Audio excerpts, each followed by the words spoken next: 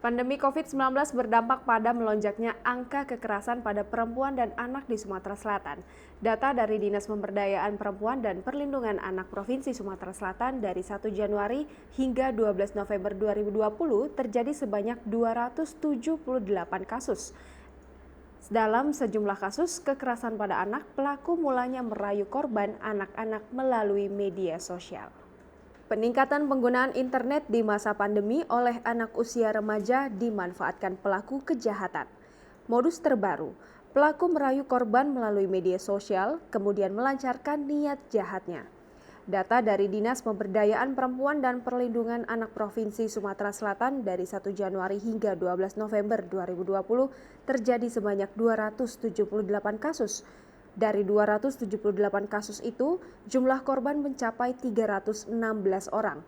Mayoritas korban kekerasan didominasi oleh anak-anak yang mencapai 195 orang, sementara dewasa 121 orang.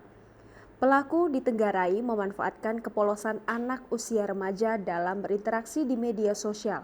Alhasil, dalam waktu singkat pelaku memperdaya korbannya hingga berujung kekerasan terhadap anak. Satu di antaranya dialami S, 13 tahun, warga Kecamatan Kertapati, Palembang yang menjadi korban ruda paksa pria kenalannya awal November lalu. S mengaku kenal dengan pria itu selama 3 hari melalui media sosial. Korban dan pelaku baru kenal 3 hari di Facebook, kemudian di WhatsApp. Hingga akhirnya korban pun diajak oleh pelaku untuk bertemu. Ungkap kuasa hukum S, Rijen Kadin Hasibuan saat membuat laporan di Polda Sumatera Selatan, Rabu 4 November 2020. Rijen melanjutkan korban sama sekali tak curiga karena pelaku mulanya mengaku ingin mengajak korban untuk berjalan-jalan. Hingga akhirnya korban dibawa ke sebuah tempat kos dengan alasan menemui seseorang. Alasan itu rupanya merupakan tipu muslihat pelaku untuk beraksi. Korban pun kemudian langsung diruda paksa. Pelaku pun kemudian mengancam korban untuk tidak menceritakan tindakan pelaku. Aksi kejahatan yang tak jauh berbeda juga menimpa remaja putri di Kabupaten Musi Banyuasin Tengah tahun ini.